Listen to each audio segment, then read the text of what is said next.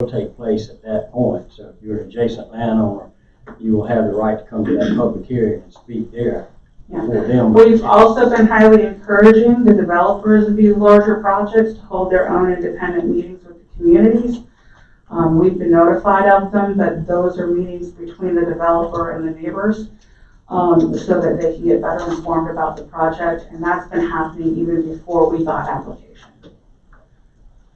But we do have 2 requests going to the Board of Zoning Appeals in December.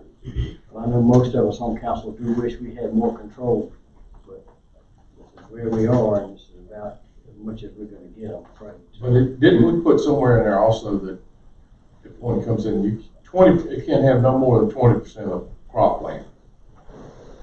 Did I not understand I think that was what we discussed with Jay. That was not part of the conversation I was in.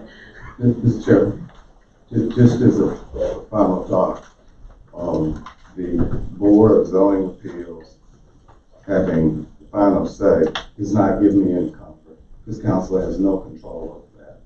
So that does not give me any comfort at all. Yeah, right, exactly. And that's where the money will go. Unless the federal government decides they won't. That's where we have control. Unless federal government decides they're going to subsidize them some more, then they don't need to be. Or less. And that scares me even more. Okay, let's have the public hearing. I'm sorry, I didn't ramble on. Good job, Mr. Ruth. Yeah, you have been great. I'm going to finish my water. Okay, public hearing number 2. I now declare the public hearing open. Anyone wishing to voice concerns, please proceed to the podium, state your names for the record. My name is Ashley Goza, and I live in northeast part of Sumter County. And the reason that we are here is because of property that was formerly my family land.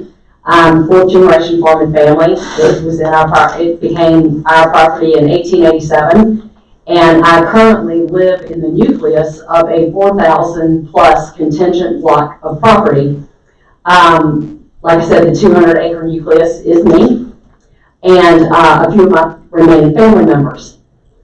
My biggest concern is just the environmental impact that these type of farms have on our natural resources.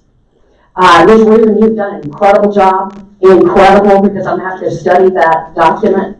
Well, in one of her slides, she showed you what these traditional farms look like. They go in, and if it was forestry, timberland, they go in, clear cut it, and then put about a foot of rock.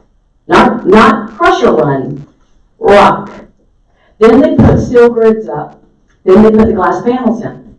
Well, I have a Bachelor of Science degree, extensive study in science.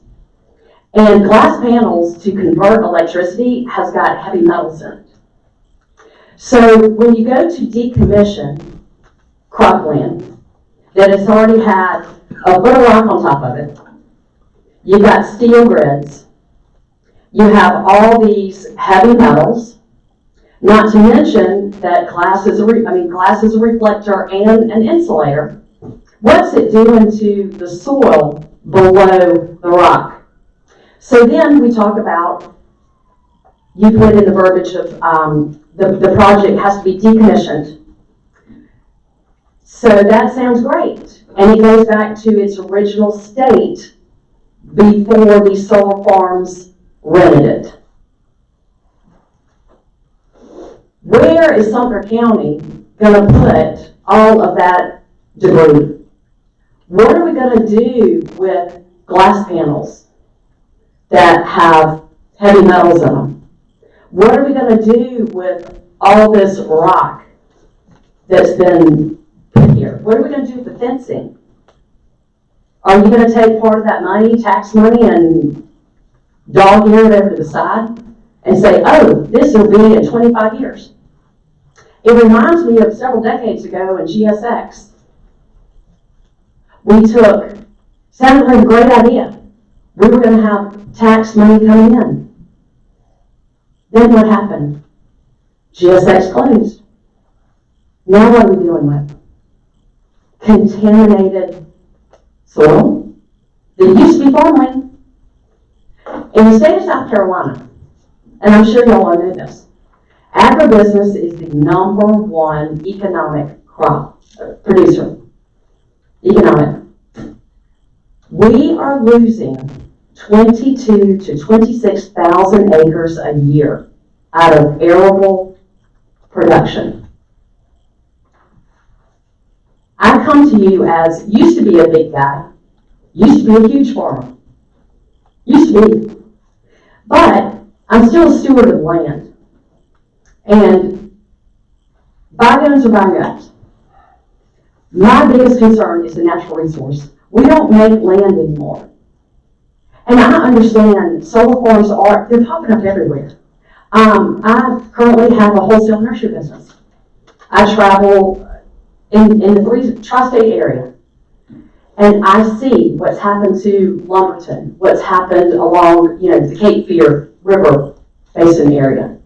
I see what has happened out in the Midwest, and it is very disconcerting that this whole solar movement, as Councilman Baker said, it is very much politically driven at this point. Now, we get back to the Planning Commission. We get back to, we're going to have a solar farm. I didn't even know about it, didn't even know anything was in the works about it until the solar farm actually came knocking on my door. And then you put out notice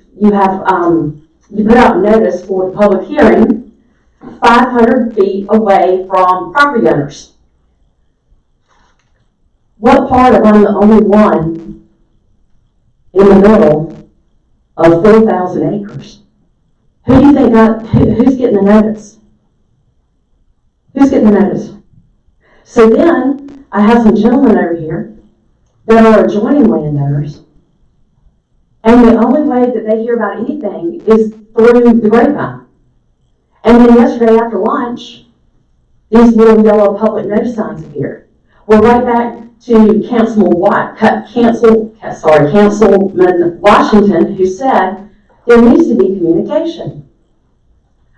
They're calling this the Rocky Bluff Project, this solar company that's coming down. Nobody knows where Rocky Bluff is.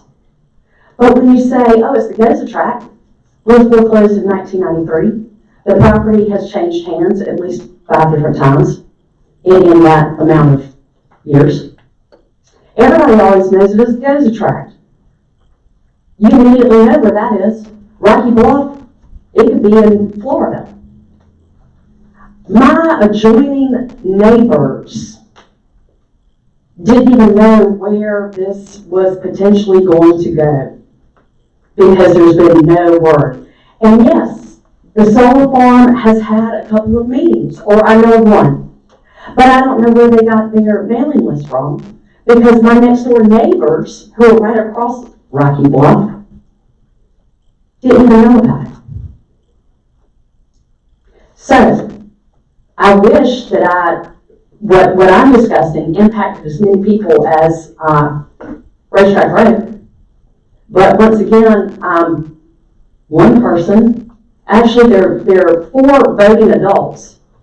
There are 4 voting adults that 500-foot notice pertains to. However, there are many more farmers that it pertains to because this sets a precedent. This sets a precedent. And we can't really fight it because you can't compete with solar money right now. When they're offering landowners $800 and $1,000 an acre for a 25-year lease, well, the third generation that doesn't want to farm because it's too tough goes, ooh, this sounds like a great idea. Let me take the money and run. What a no-brainer.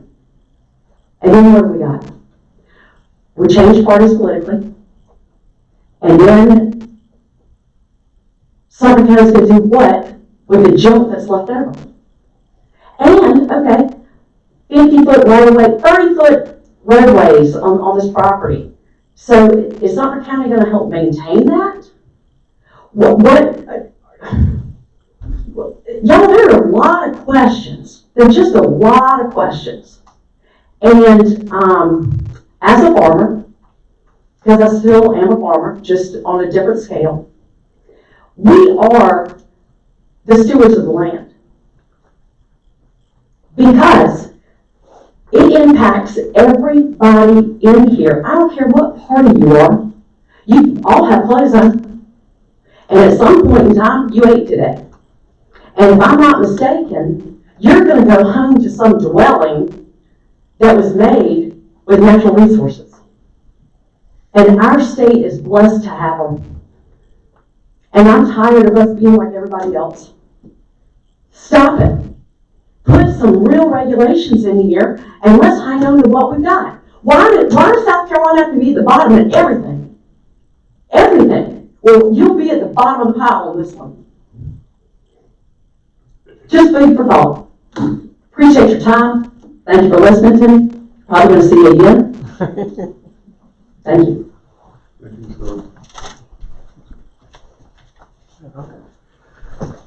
Hey, I'm Clay Lauder. My grandfather was Clay Lauder Sr. My father was Clay Lauder Jr. Probably all know them. They were farmers, big farmers in Sumter County for my whole life, and they made me work so hard on the farm that I went and got my medical degree. And so I decided I was going to get out of that business, and then I moved back here and started my practice here. My dad was chairman of the planning commission, and he'd be proud of what happened in this room tonight. I appreciate you, Jay. That's big. I know that's your whole job to stand up here and defer that till later, and I thought y'all did a great job of handling that with these people that really care about this. And I think we just want the same, kind of appreciation for our farms in northeast Sumter County. I rebuilt 2 giant medical practices here in very low opportunity zones. I'm proud of that. I got 10 practices here. I employ 425 physicians on Beach Creek Golf Club. But I'm a born-again farmer, and I farm 2,000 acres in Sumter County. My boys live on the farm there. They live adjacent to Ashley, and this is the first, she just told me tonight, where the big site is being proposed. And I think you have a big responsibility here. This is going to be a tough decision because I know there's a lot of money at stake here. These guys are really pushing their development. But my argument is they won't provide many jobs. It's only going to be a handful of people that's working here that's going to be doing it. It's a low tax base. I don't think they're going to bring in a tax benefit that's going to offset the ruining of the aesthetic beauty, especially of Northeast Sumter. I recruit doctors. I have 50 doctors and providers, and they all want to come and hunt and fish on my land. They want to be in my ponds. They want to come and be a part of the farm. Their kids, their grandkids. Want to be a part of that. Want to be a part of the natural beauty of Sumter County. We do have a chance. Y'all have a chance to do something and make a stand. It looks like, from what I understand, that these are more stringent requirements.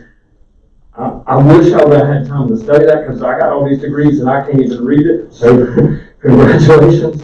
But it seems like we need more than 50 feet. We need more. Exactly how does that buffer look? When you showed me that picture, I literally had a heart attack thinking about seeing that from my land, and I think each and every one of you, if you saw that near your land, you had to drive by that every day, you'd be sick of it. So I don't know what the appeal is for even the county or for anybody to have these for development.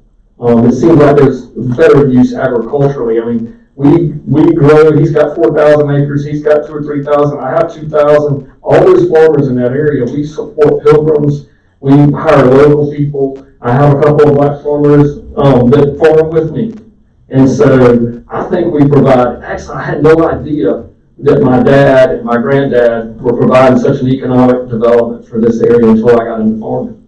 And to see that benefit on this area, I think is something that y'all have a chance to maintain and say, we don't want the glare, the glass, the sterile farms. After 25 years, it becomes sterile. There's lead, there's calcium, there's heavy metals that trip, and these big giant farms are at risk to our health. 25 years from now, I got a letter in the mail the other day that offered me $28 million for my land lease over the years with this thing. Where in the world are they going to get that money from? and what's going to happen when they go bankrupt. Because when they go bankrupt, it's going to go big, and you're going to be left with sterile land and all this chemicals and stuff to deal with in our health. Sumter County, that's why I came back here. I'm proud to be from Sumter County. I'm proud of all of you for serving us and staying here late, and appreciate you hearing me out. Thank you. Thanks, Dr. Allen. Hey, John Rivers, farming North Sumter County. I just have two quick questions. One is how are the solar farms going to be taxed versus regular conventional farms? And then two is why is the Economic Development Board pushing for solar farms so hard? That's the two questions I have. I get those answers. Thank you.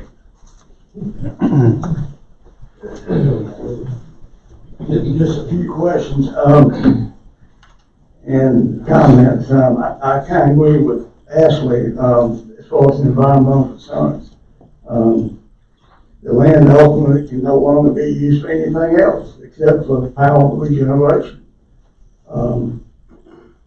It alters the landscape in practical and aesthetic ways. Mr. Eaton, what kind of impact it's going to have on the marketability of houses? That's something we need to think about. It's just not raising taxes. It's a much bigger picture. It definitely alters the local habitat and it affects wildlife in natural ways. I think that needs to be addressed. And looking at the worst scenario, what type of agreements are in place with the solar developer to return the land to its pre-existing condition? What is the intended land use once the lease term is complete? I think listening to y'all tonight, there's a lot more discussion, and I know that Helmy did a good job on what she did, but I would recommend y'all go for it. Thank you for your time. Thank you, Mr. Watson. Thank you. Anyone else with us?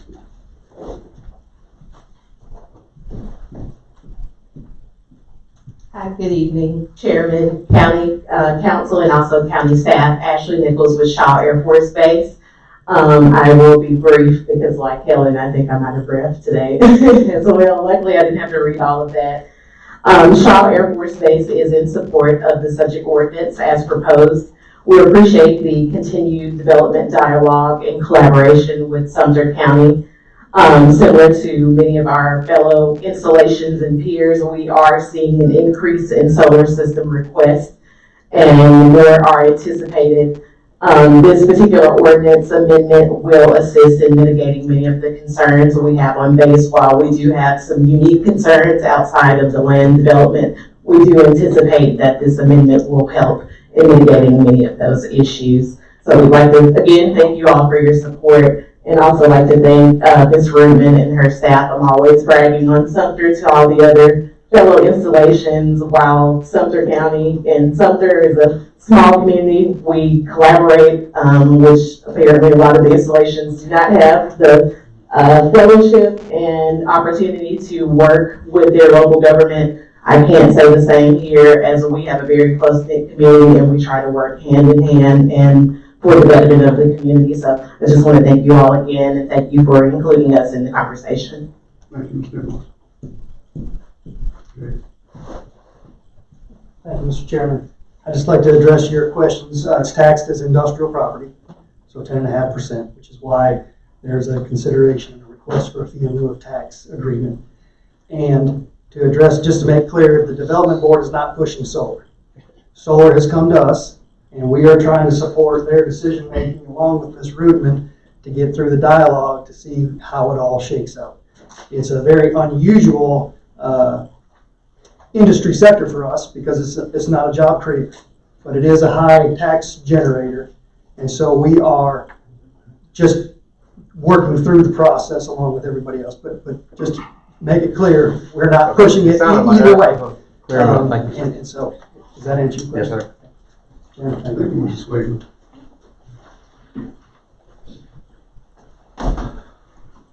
Good evening. My name is Louis Watkins. I live in Sumter County. One of the whole time during this conversation, my mind has been on the fact that solar energy uses batteries. Batteries use acid, and over a period of time, the battery wears out. And what happens to those batteries? Everything is EV now. And batteries, once they wear out, what are you going to do with them? Will they be stored? Is there a plan for that? Those batteries also, when the area is in urban renewal or development, usually the taxes on the property increase in that area. I got caught up in that, where the urban renewal, an area taxes went up double. Even though the price of my property increased, my salary didn't increase, and the tax increased. And just speaking from that perspective, the people who are in that area, and the taxes start increasing, the property values start increasing, will their taxes remain the same?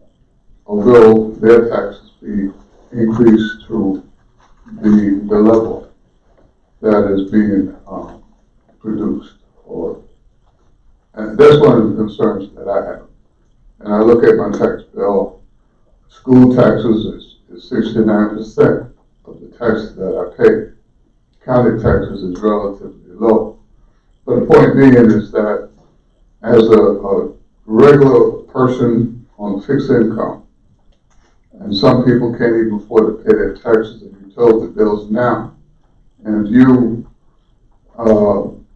develop an area where the taxes have to be used to help supplement industry or some, I'll say, something that's coming in, will it be, that's my first, what's going to happen with the taxes? Will it increase, stay the same, and that will drive a lot of people out of the area?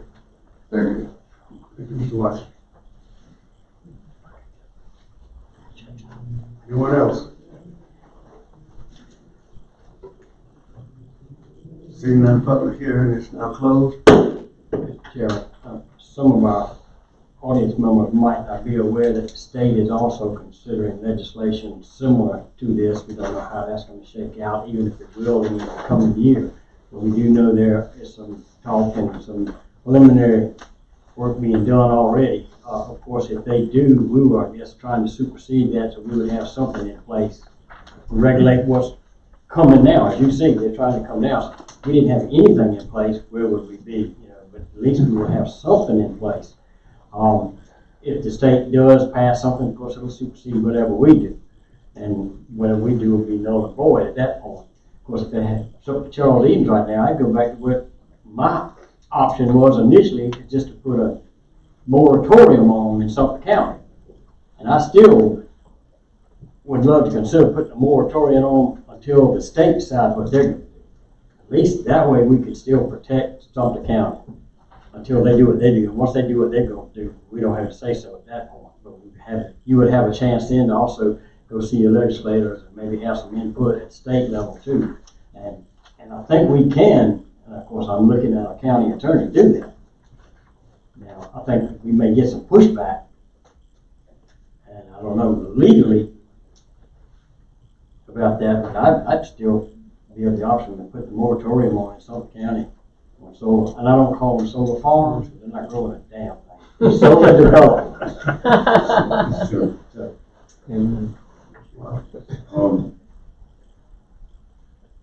I too am of the opinion that we are putting the cart before the horse.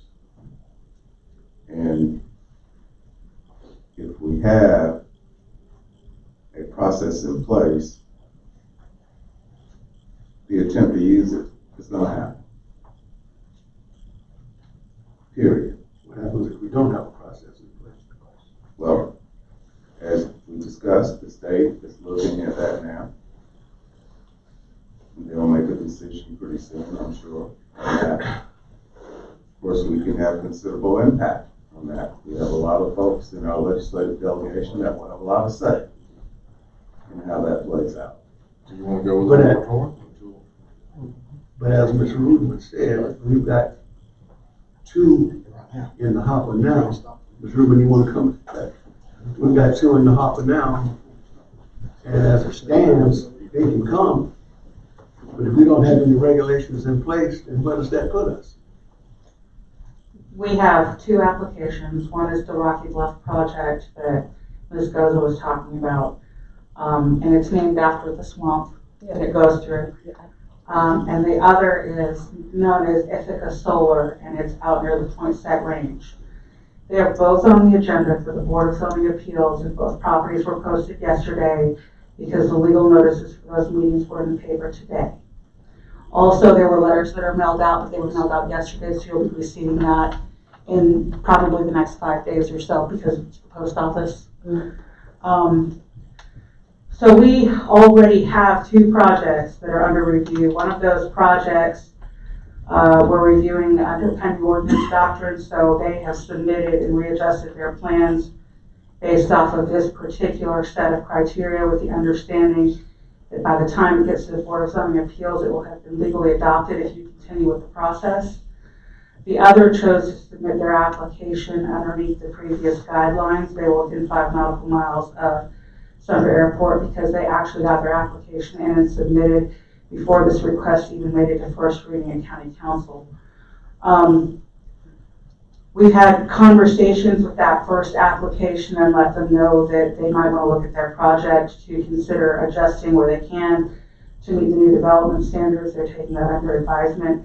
But as it stands today, they currently have applications in. The public hearings have been posted. The legal ad has gone in. We're in the process of generating staff reports. They have provided all of the technical documents that we would generally request based on the outline of the staff report that we're proposing ordinance amendments for. There may be some technical documents that we're still missing, but we anticipate getting those from them prior to us publishing that report, which would go out to the board members next Wednesday with the public hearing the following Wednesday. Mr. Chairman, these two projects, what council districts are they in? One is in your district, sir, and I believe the other is in Ms. McGinn's. Can I ask, that first company that you said they did not want to go by what we wrote up? Well, Do they don't have to put up any decommissioning or anything? They submitted their application based off of the previous regulations. So they don't have to put up decommissioning or anything? They submitted their application based off of the previous regulations. However, they are within 5 nautical miles of the Sumter County Airport, so they would be required to do a decommissioning plan subject to Appendix D. Right now, the way that the ordinance is written, it doesn't have a financial surety. Yeah, so Mr. Chairman, council has the authority to deny the request, correct? No, sir. We can deny the fee and lieu. Come to us. But I understand the two applicants right now, if we pass second reading tonight and third reading at our first meeting in December, this won't apply to either one of them. It will apply to the second application because it came in after this went to first reading and the public hearing was posted. That was the intent on all of this, and it took a while to get here, was to at least have something in place in Sumter County, rather than just be. Now, if council does not act on this and they defer action or don't move forward with this as it's written or with any modification, then the current regulations that are in place would continue to stand, and those would be these conditional use review criteria. We have referred them to the DCA, though, so they will be treated as a special exception. Second application was in District 1 or the first? Second. Okay. Move approval of second reading. Mr. Chairman, Are we in a public? You close public hearing. Yeah. Make a motion to approve second reading. Well, I'm gonna have to second that, because I know we gotta have something in place between now and whenever the state does something, or we gonna, no telling where we're gonna be. But we can also make alterations between now and third reading too, so we can get a chance to make some more changes. I have an unreadiness. Yeah, I do too. Okay, Sure. hold on just a minute. We got a motion and a second on the floor. Any discussion? Yes, sir. I'm sitting here and I'm trying to absorb all of this, but I'm trying to wonder where we're going with this. Because solar energy is a new thing, okay, and that's basic. And, you know, when I was working in my past field, drug and alcohol counseling, we talk about supply and demand. But now we are talking about demand and supply. Because Duke Energy is the one who's coming out and saying, I want these things, okay? They have a demand for them. Now, do we supply? Because solar energy does help in your electric bill. Because I am on Black River. And Black River has a solar farm. And I have 2 panels. I don't know if I'm buying them or renting them or whatever, but I pay $30 a month for each one. So I'm paying $60. But when I look at my electric bill, and they compare and say, your bill would have been this, but because you have those panels, it's this. You're saving money. So it's paid off for me. So I'm wondering, if Duke has this big demand for solar farms and solar energy, who are we to tell Duke Energy no? Because that's the thing of the future. So why are we sitting there saying we're not going to have solar farms in Sumter County? That's to me, that's not progress. Because solar farms is a necessity. Solar energy is a necessity now. And people are going for it. I'm looking at all this advertising. We're going to put it on your roof. We're going to put it here. We're going to put it there. So what are we going to do with it? We can't just turn around and say, no, we're not going to have it. No, Duke Energy, get out of here. We're not going to meet your demand for solar energy. We're not going to do anything. Can we really do that? I mean, come on. That's all I'm saying. Because I see the benefit, and I'm just get a little nitnor thing, 2 panels. But I see the benefit of having those panels and how much is saving me a little bit of money. That's all. So I don't know. Ms. McGee? Oh, well, I was just sitting here just absorbing everything. And, you know, we are hearing all these positive things about solar energy. But I can recall when we first started talking about solar energy, there was even some talk about what they can do to birds flying over. Y'all recall that? Yes, that the energy was so strong that it could actually kill birds. And of course, the glare for the aviation. And not only that, but it must have been false information that if they become obsolete, that they would simply be able to just remove them and the land would be farmable again. But I've been educated tonight because I'm hearing that in order to establish these farms, you've got to lay some type of foundation that is going to really destroy the land beneath it. And so that's not consistent with what we've been hearing. There are multiple construction techniques that can be utilized for farm construction or for facility construction. That the methodology that Ms. Goza spoke to is commonly used in industrial sites. One of the reasons that Clemson issued the solar pollinator habitat guidelines was to issue a set of best management practices to help look at a different way to design and lay out the facilities that minimizes some of those impacts. There, as with every industry, are multiple ways to do it. Some are better than others. Some are more environmentally friendly than others. It really just depends on the avenue in which that developer chooses to go. Okay. And I also want to say, Mr. Chairman, you know, that we are stewards, and we don't take our jobs lightly, because we are here, we're the voice for those who have elected us, who entrust this office to us to make decisions.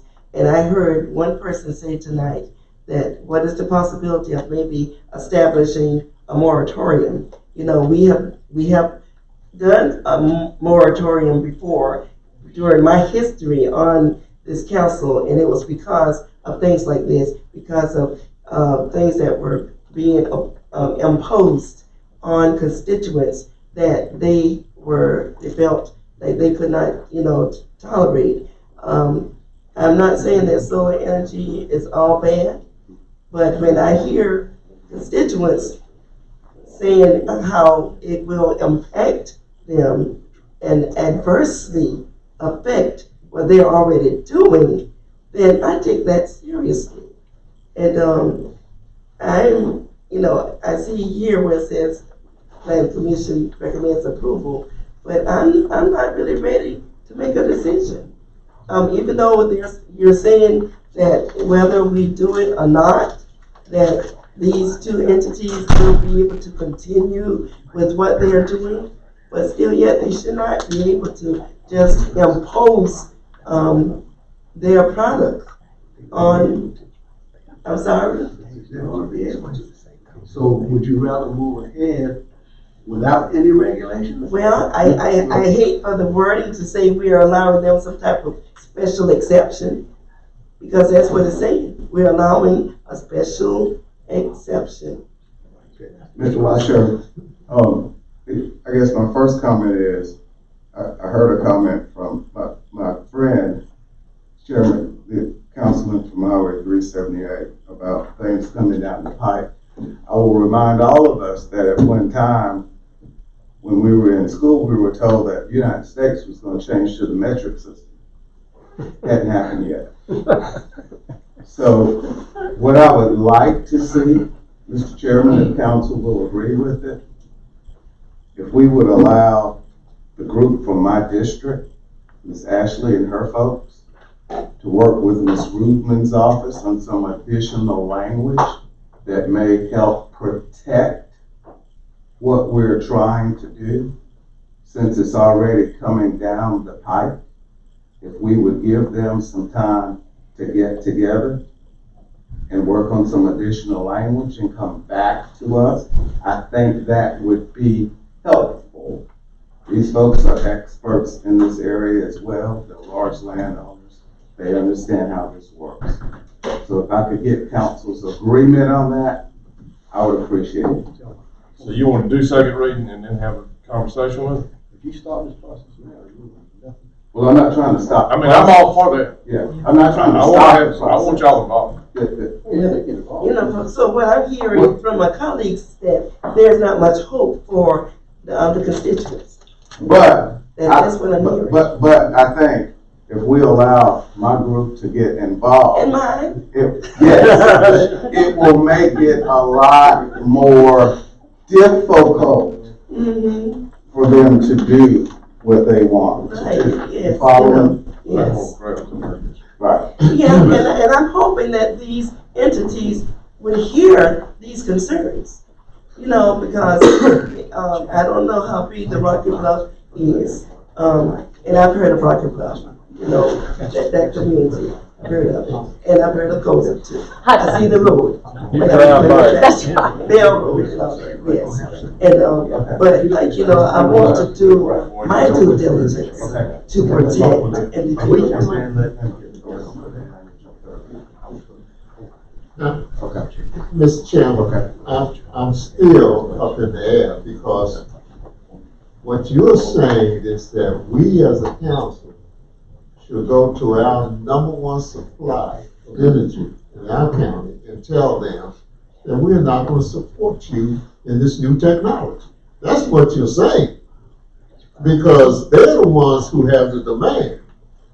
So I don't go along with that, because I could see if the citizen wasn't benefiting from solar energy. We are benefiting from that. We are saving on our electric bill.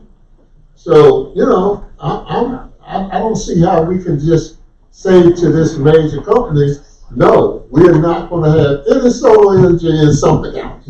We're going to turn you down. We're just going to say, get out. Hey, come on. I think a lot of the concerns that the public has expressed, I've probably already addressed in the ordinance amendment, and it's just a matter of me sitting down and talking to them and explaining how the process works in that language.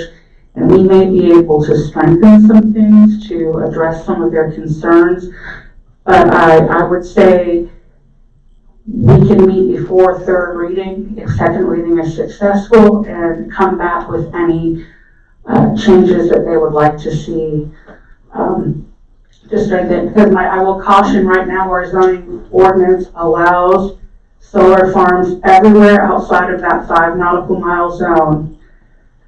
Back to this map.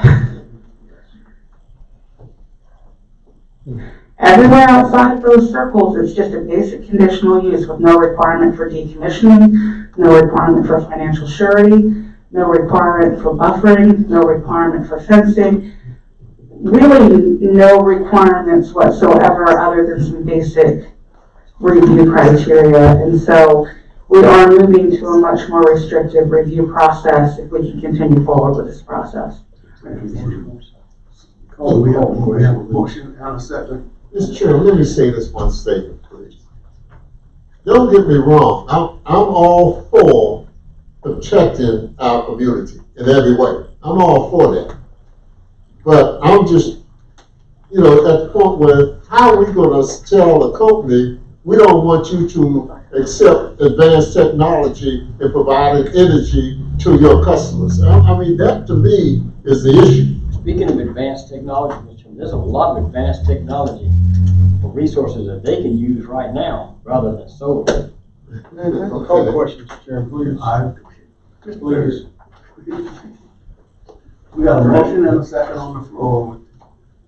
And there's going to be a discussion between planning department and the constituents prior to third reading. With additional language. Possible. Well, With possible additional language. That's good what I say. So we got a motion and a second. And I'm happy to offer those amendments. Well, if they have amendments, I'm happy. Well, that's the purpose of the discussion, and that's what Ms. Rubin said. Okay, so she'll bring them forward. Right. Okay, that's fine. We have a motion and a second to pass second readings. All in favor, please say aye. Aye. All opposed? Okay. Thank you, Ms. Rubin, and thank you. Thank you. Appreciate it.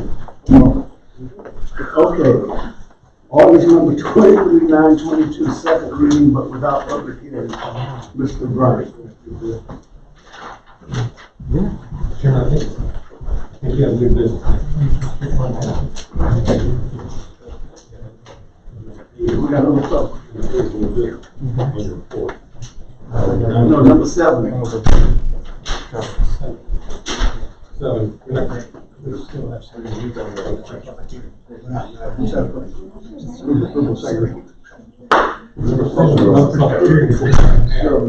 So, without public hearing, we're not gonna. No, it's just down further on the agenda. It's down at number 9. So we have new business first. Okay. All right. Then new business. Annual report. Mr. Chair, in the interest of time, I know that Mr. Perry has actually prepared a video presentation. First, as we wind down the calendar year, we like to give council a progress report, basically to the community and council of the numerous projects and activity of your county government. So, I'll make this as short as I can. I'm going to let Joe to please go through this information. We were also going to talk about a video presentation he's prepared for Shaw Air Force Base, new assignments, new assignees, so that they can get a feeling for Sumter and a quality of life. I'll just have Joe tell us where that's at so council can view that on your own time. That's okay? in the interest of time. So let's just talk about progress report quickly, Joe. I thought all those people came here for me. Oh, well. And Ms. Blanding, we just. She left the building and didn't switch it She on. left. I think it should just be a switch over to yours. We probably need just a little bit of break, sir. Can we defer this to the next week? We got a timer on for him, Yeah. 3 minutes, so. Can we have How many times? Supposed to be just flipping it over. Yeah. There we go. 30-second report on this. 30-second report, Joe said. 30-second tonight. 30-second report. This is our annual report. It exists in a PDF format, less than 50 pages. It is not on the website yet, so I wanted y'all to see it first. It will be on the website. We'll also have hard copies with Ms. Blanding for historical posterity. It is quite simply a snapshot. Whoop, going fast there. You went right past it. Administrator, that's okay. So, you know, all right, start off with our mission statement, table of contents, some important numbers. It is a snapshot of our budget. We have a link in here so people can go to the finance page if they want to do a deep dive and see all of our financial information. Council, of course, new council map, contact information, as well as our administration contact information. This section is simply looking back at the past year. The highlights of the year you can see on the front page there: Shop House Greenway, Creative Canvas. We have Christmas tree lighting coming up here shortly. Our litter officer, etc. I'll let y'all go through it. I do want to call attention to once, because this is the third report that I've done since I've been here. This one, the one thing that we did add this year is showing our veterans. We have a veteran, of course, give the Pledge of Allegiance before every council meeting, and went ahead and included that so that folks, that's after each council meeting, it's on our Facebook page and on our website, but it's not all collected in one place. Each council member has a picture with a veteran respective to their district, and then all the other veterans who took part. There's Mr. Washington, as you can see, Colonel Hanson. And it's a brief bio, when they gave the pledge, what branch of the military they served in, etc. Just wanted to add that as a nice way to show our veterans how proud we are of them. There's Mr. Matthew White, Ms. McGaney. And then the last part is a history of Sumter County. So the video that Mr. Nixon was talking about, and that's on our website. It's a new video. Our video crawl is actually that. We created some original music, so there's no copyright issues. Shaw was interested in having a video to showcase everything about Sumter County, so that when people when they're assigned before they're deployed to Shaw. And it's kind of, here's a Sumter 101 introduction. City of Sumter also has the I Love Sumter website. That video is going to be part of that. If you have any questions, I'm happy to answer them. I don't think we don't have it. I understand. I'm sorry that night ran so long, because Joe, you can tell, puts a lot of time and effort I in have this. seen that video. It's And great. it's great information. It really does give us a great snapshot of our county organization and our community. Joe, thank you for the work that you put in on that. Please take advantage of looking at the sites, and we'll do our very best to get it out to the community. Thank you, Joe. It looks good. Thank you. Thank you. Okay, new business. No, old business. Now, Mr. Bryan. 23-992. Mr. Chairman, this is the second reading on ordinance 23-992, which is an ordinance to approve a fee and lieu tax agreement for a project known as Black Nickel. And I believe you explained and distributed the actual fee and lieu agreement to you last week, and you have it now. For the benefit of the audience, Project Black Nichols can invest $506 million and create 300 jobs. Thank you. Thank you for your support. And for that, they're going to get a 4% assessment ratio, an 8-year investment period, and then get some SSRCs to allow 75 to help with their investment, 75% for 10 years. All this is in Exhibit C, 60% for 10 years and 20% for 10 years. And there's some clawbacks in Exhibit D. We've got to take any questions. All right, second. Move for approval, second reading. Second. Move the properly second. We have second reading on ordinance 23,992. Any discussion? All in favor, please say aye. Aye. Committee reports. Fiscal Tax and Property Committee did meet.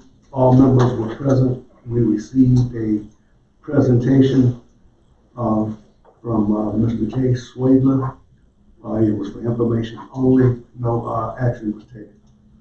And Land Use Committee, Mr. Edens. Land Use Committee met and we continued discussions with the presentation from Ms. Rubin on the proposed use motor vehicle parts being allowed as a special exception in the light industrial warehouse. And again, send it to Planning Commission and I guess we'll see it back in January, I guess. We also had a discussion, didn't discuss a whole lot on our landscape ordinance, and I think planning staff is going to go back and review that and come back to us sometime after the first of the year with some recommendations on that. No action was taken. Report from council members on other meetings, trainings, and or conferences. And none monthly reports, Ms. Lance. Okay. On Friday, December 1st, we'll have the Christmas tree lighting at 5:00 p.m. The tree is up and ready to be lit. Also on Friday, I'm sorry, I skipped this, the legislative breakfast for the chamber, and those that I spoke with today, please try to be there. On Sunday, December 3rd, right now, we have at least 2 council members that would like to ride in the Christmas tree, Christmas parade, but we still have room for more. Okay, Mr. Washington. Anyone else? Please let me know right after.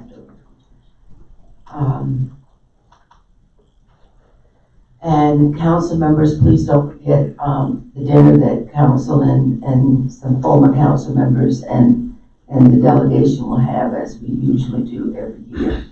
But also this year for the first time, county council will have a drop-in for the council and staff from the school district, which will be on December the 14th. That's it. Thank you. Thank you. Mr. Mixon. No report, sir. Thank you. Come down to the public comment portion of the agenda. Citizens desire to speak to a public comment, and then it's up to 3 minutes. Comments will be made to the chair. Any questions, they will be answered after the meeting. Public comment portion of the agenda is open. Anyone wishing to speak to council, please proceed to the podium and state your name for the record. Just really quick. I'm Dr. Alexandra Baton. Councilman Washington, I really do appreciate your advocacy for community involvement. Please show that in regards to the rezoning request on Myrtle Beach Highway to change our residential area into heavy industrial to allow an ugly junkyard in our neighborhood. I'm glad Mr. Schweber's here because in regards to economic development, you know that corridor, main entrance into the city, I don't think you would want a hideous junkyard sitting right there for everyone to see. Additionally, Councilman Baton, my father, has to recuse himself from all involvement. So we need a representative.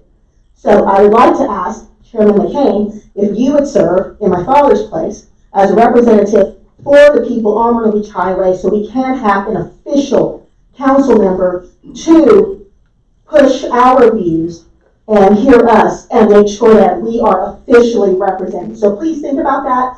And also, we have not heard anything about when our community meeting is scheduled, or I have agreed with it. So thank you very much. Thank you, Dr. Clayton. Anyone else? Good evening, everyone. Brenda Williams is my name. Physician here in town for 41 years, my husband and myself. I want to reiterate the importance of that food desert that's on North Pike Road, 378, 76 Carter area.